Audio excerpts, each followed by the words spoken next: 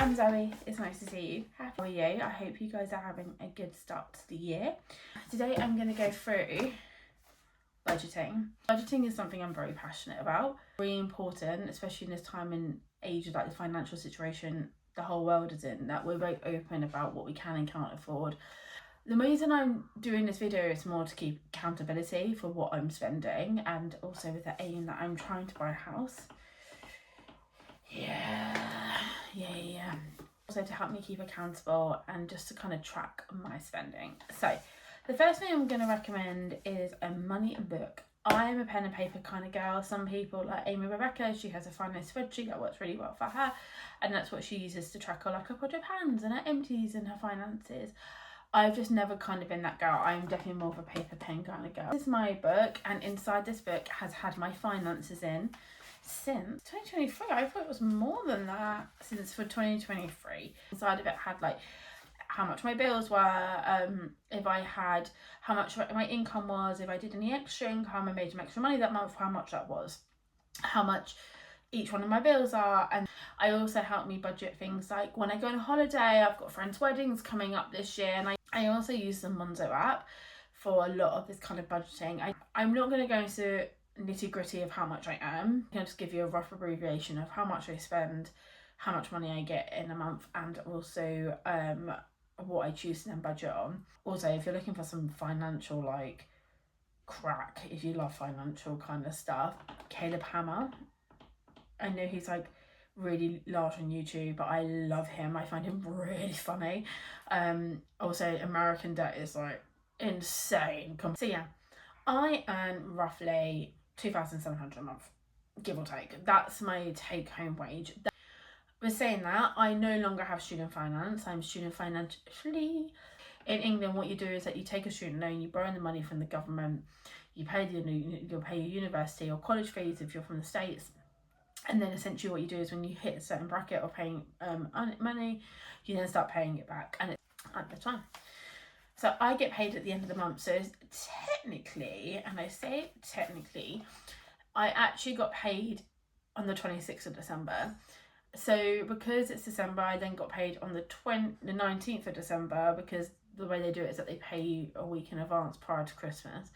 I don't touch that money. All I did was put my money into the bank accounts for things like my bills, so like people I needed to pay bills for, like my PT, I paid her directly on the 19th, and all that money just goes straight into my bank account, and I just don't touch it to the 26th. I just pretend it doesn't exist, because otherwise January is already painful enough, and I find that if I start spending... I live in central London, and I have a wonderful husband who...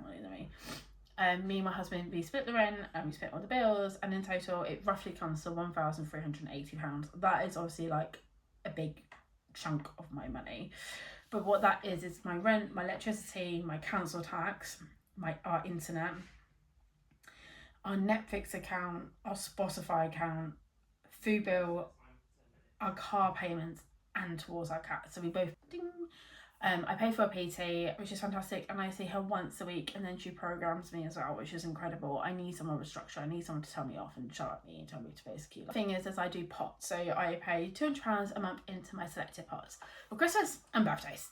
I pay a fee to do my job, so I have to pay for insurance, so I pay a select chunky number every September, and I also have a pot for that, so I will start putting some money away towards that. And then I have to pay insurance, and my insurance is roughly £20 a month. I can't work without that insurance, so I have to pay it. It's non-negotiable. I have a Monzo Flex card, so depending on how much money is on that will depend on what happened. Right now there is £0 on it, so this month. And then my HSBC card, I had £240 on it this month, so I automatically paid that off. Bish bash bosh. My Apple is £3 a month, and that is for my cloud storage. So I have a Monzo, which I pay £15 a month. It's just for things like I have it to track my credit scoring. I use it for enhanced APRs, my phone insurance. And then my phone itself is only £22 a month. However, I will say this, my phone actually broke last November. I had to go and buy a new one, and instead of me getting a contract and spending £60 a month, I just went to Apple and bought one. So my Amex card is roughly £800 on it. When my phone broke, I went and bought a new phone, and at the same time I bought a new iPad, which, and the reason I upgraded was because actually this one. The reason I upgraded was because it stopped updating because it was so old it wouldn't update anymore, and to the point when I actually took my phone in and I took my iPad in, I think I got £200 back for my phone and I got £20 back for my iPad. Yeah, so this month I've paid off £500 off of my but some things I will put big purchase items on there, so things like if I go on holiday I'll pop it on there. It's just really good for the insurance purposes and it works for me. That is my budget for this month. The aim is this year, obviously nothing on my Amex card would be ideal, like I don't want anything set on my American Express. I would like to save £8,000 this year. £8,000 I would like to save towards a house. So on the things I'm doing is I'm doing a penny challenge. I know Monzo do a version of this where it automatically takes like 1p out and then 2p out on day 2 and day 3 all the way from 1p all the way up to £3.65. And so what this does is kind of like a cash stuffing system. Like I know a lot of people do cash stuffing. My mum is a great fan of cash stuffing. I know she did that for ages. I've done this, I'm working backwards. So I started off with the higher numbers and working my way down towards the lower numbers. I am going to go on in an up and coming video.